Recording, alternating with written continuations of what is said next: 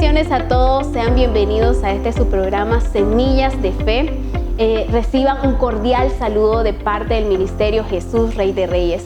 Hoy vamos a estar hablando acerca de la voluntad de Dios. La Biblia en Romanos capítulo 12, versículo 2 de la versión NTV nos dice: no imiten las conductas de este mundo, más bien dejen que Dios los transforme en personas nuevas.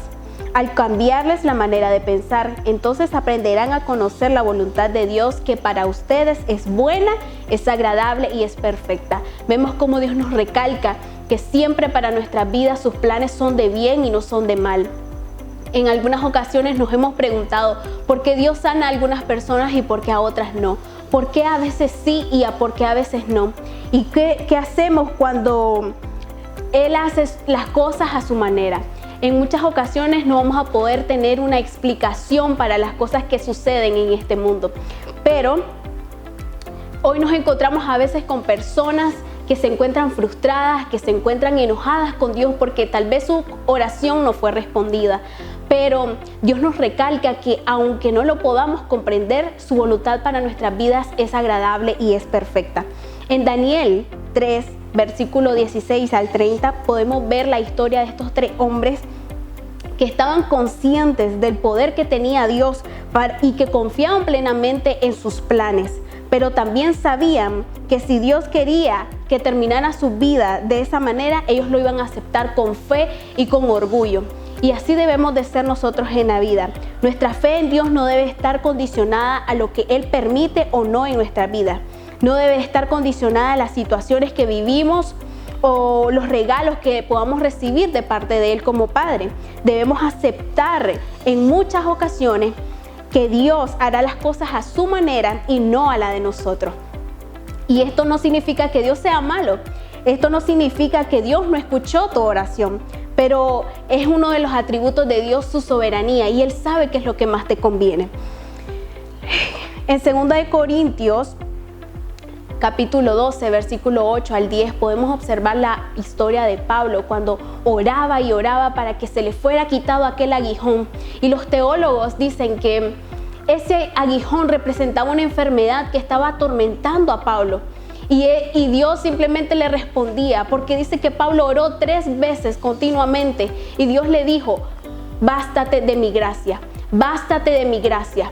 Ese aguijón no se le fue quitado. Pero Dios le respondía: bástate de mi gracia. ¿Por qué? Es como que le diría: no, lo único que necesitas es mi gracia. Lo único que necesitas es a mí en tu vida. Y es lo que hoy te quiere decir Dios. Pablo sabía en carne propia lo que era sufrir, algo que no entendía, algo que pasaba, pero nunca le preguntó a Dios por qué, sino para qué. Un puñal que lo estaba azotando constantemente, pero era para que no se volviera orgulloso. ¿Cuál es el para qué de las situaciones que están viviendo en tu vida? ¿Cuál es ese para qué que Dios quiere que aprendas en este momento? Y hay un punto importante que debemos de tener claro, y debemos de tener una perspectiva espiritual. Pablo entendió desde el principio que él decidió entregarse como una ofrenda para Dios.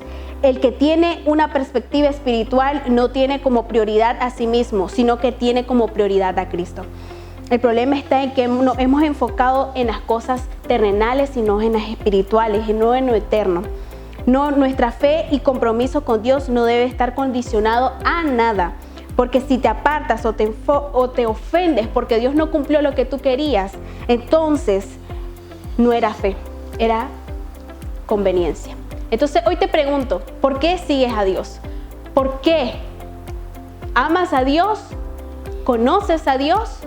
¿Le sirves a Dios por fe o por conveniencia? ¿Por amor o por conveniencia? Entonces te dejo esta breve reflexión, y hoy te quiero decir que la voluntad de Dios es buena, es agradable y es perfecta, pero no siempre va a ser como nosotros queremos.